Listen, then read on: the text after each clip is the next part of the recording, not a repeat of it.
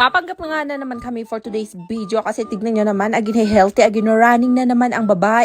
Diba, another day, another pagpapanggap ba? Kasi Joy ba? So, yun na nga, nag-sexy walking nga lamang ako dito sa may kaovalan. Pero ang ka-goal ko talaga, kaya maaga akong nakipag-walking, jogging dyan, ay para naman mamalengke kasi wala nang laman ng ating karefa. At grabe ba, kasi itong nagtitinda papogi na. Natawa nga ako kasi sabi ko yung silot nga hinahanap ko. Pero sabi niya, hindi niya daw binibunta yung silot niya ba? Kasi Joy. Inaapo ko yan naman kasi, hindi mo silot ang hinahanap ko, kundi silot ng baboy ba?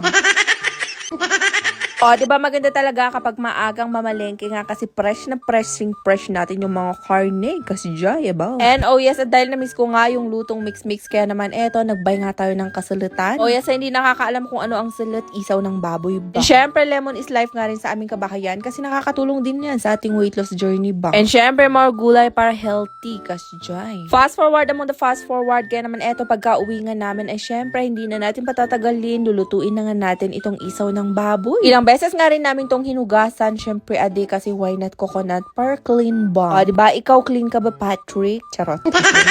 By the way, mga kapalamunin, alam nyo ba ang technique para hindi nalangse? Yes, nalangse, hindi maamoy yung ating lulutuing isaw ng baboy ay maglagay tayo ng maraming bawang, konting suka, at syempre kung meron kayong lemongrass nga din. At habang inaantay ko ang maluto yung isaw ng baboy, ay eto na nga, at magbabacuum kinemero and magmamapping tayo. Yes, mag-multitasking ba? Kasi dyan. And by the way, ang cutie pala ng aking suit dyan, na bodysuit, if you want nyo, syempre lagay natin yan sa comment box ang link. Ang lakas makasexy ba? Kasi dyan, pa. Makalipas nga ng ilang minuto, eto at kumulo na nga yung ating isaw ng baboy na pinakuluan kanina.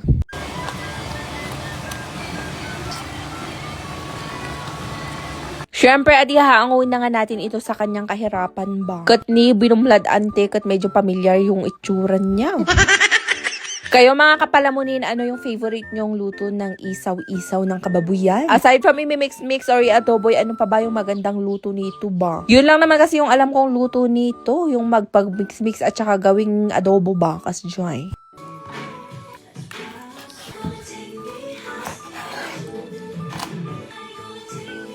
Kung siya uto. Diba habang nag-i-slicing nga ako dito, naalala ko nga yung mga luto vlogs ko, ng mga nag-trending noon din. Mahilig nga rin talaga ako magluto, tamad nga lang ako mag-video talaga minsan din. And ayan na nga, after 20 years, na-slice na nga natin lahat-lahat itong ating isaw ng baboy. And ang ginamit ko ang mantika dito ay butter para mavango-vango at masarap-sarap. Kaya dry. Medyo susutay nga lamang to natin to ng konti. Kaya naman ayan, naglagay ako ng parsley. Ewan ko ba, pero bet ko naglalagay nito kasi nakakabanglo talaga ng ating ulam. At ayan, maraming magic. Yan ang sekreto daw, char. Dalawang maliliit na oyster sauce nga pala yung nilagay ko dito. At syempre, naglagay tayo ng ating katuyuhan nga rin. Got I won adi, hindi pwedeng hindi mawala. Kasi hindi kompleto ang adobo pag walang katuyuhan ng mga kababaihan. Char, kasi Joy. And syempre, a little bit suka para hindi tayo masuya agad. And eto, konting mekos-mekos na nga lang. Hindi na natin to masyadong lulutuin kasi nga nailungta na nga natin to or naibol na nga natin to kanina ba.